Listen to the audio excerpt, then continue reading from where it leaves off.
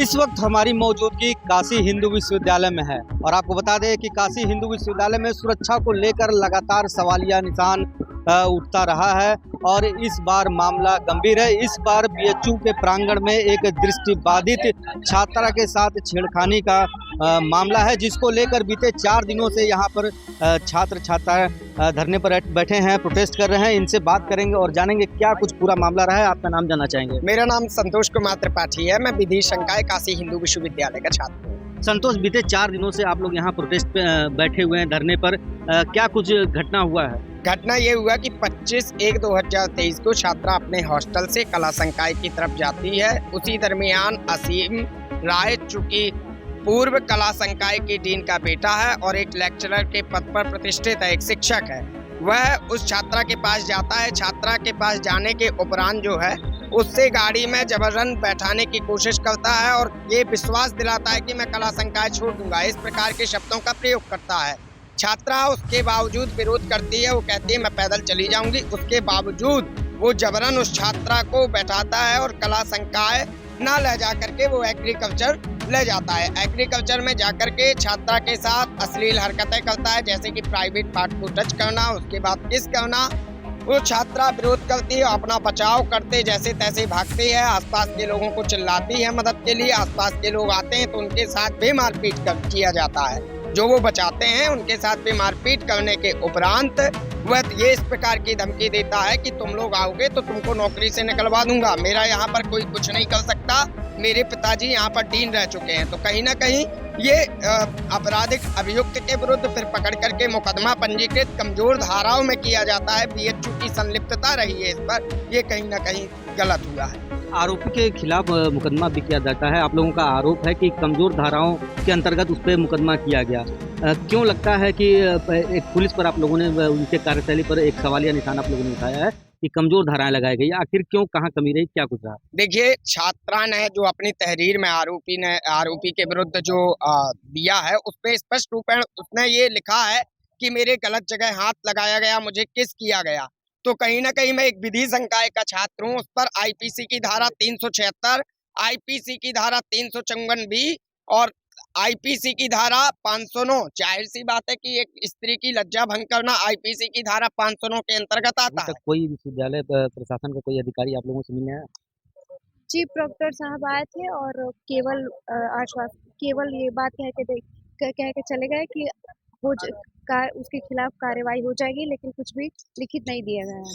अभी तक आप लोगों को क्या कुछ संतुष्टि है कि आप लोगों को न्याय मिलेगा या आप लोगों के फेवर में कुछ?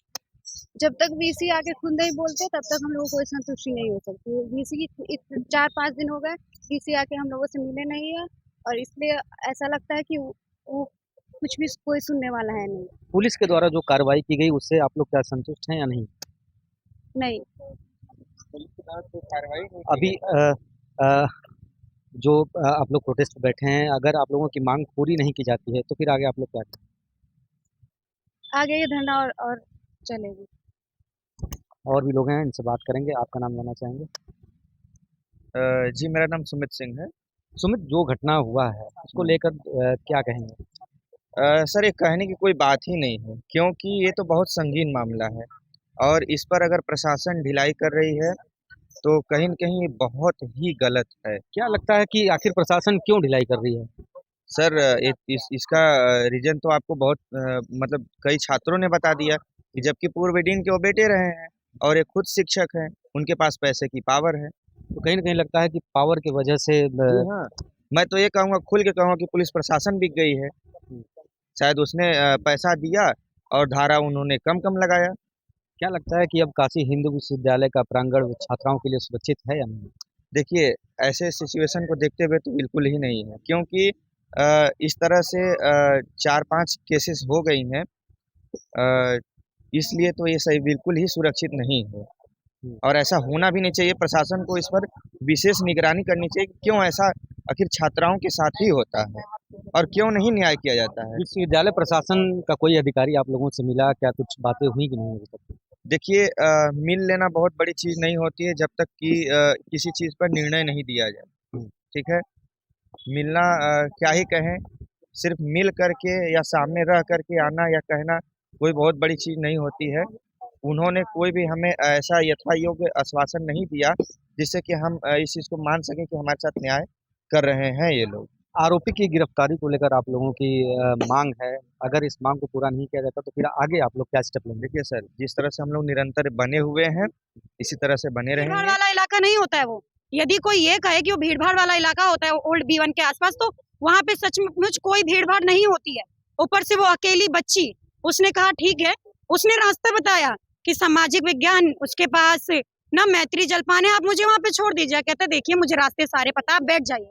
वो बैठती है। इतना इंसिस्ट करने के बाद मैं बता देना चाहती हूँ आपके दर्शकों को कि वो किसी भी प्रकार से अपनी मर्जी से नहीं, इंसिस्ट करने पर बैठती है। वो बैठती है, वो उसे ले जाता है। वो कहती है भैया आ गया ना, कब उतारेंगे? वो कहता है उतर जाओ। वो उसे सुनसान जगह लगती है। वो कहती है ये कौन सी जगह? कहता हाँ पहुंच गए, एग्रीकल्चर साइंसेज। तो वो कहती है मुझे यहाँ पर नहीं आना था। वो उतरती है, भागने लगती है। वो उसे खींचता है और जबरदस्ती उसको किस करने लगता है और उसके प्राइवेट पार्ट को टच करता है। वो शोर मचाती है, उसे ऐसी बातें बोलने लग जाते हैं। वो बताए खुद 50 साल का, आई लव यू, आपसे प्यार हो गया है, ये है वो है जी। ये पूरा घटना होने के बाद आप लोग पुलिस में कंप्लेन करते हैं, उसके बाद क्या जी। कुछ कार्रवाई होती है? पुलिस में जो कंप्लेंट बच्ची कर आती है सबके साथ, जो वो गार्ड वगैरह को भी पीटता है, वो पर्सन को भी ले जाते हैं। वहां से कुछ बच्चे भी एग्रीकल्चर साइंसेज के जाते हैं। वहां पे जो सबसे दुखद बात तो ये है कि जो उसे FIR की कॉपी दी जाती है, वो भी कोई एग्जैक्ट FIR की कॉपी नहीं होती है। वो बस एक मात्र कंप्लेन लेटर होता है जो उस बच्ची के हवाले किया जाता है और कहा जाता है कि 27 तारीख को आपको मजिस्ट्रेट के सामने पेश किया जाएगा।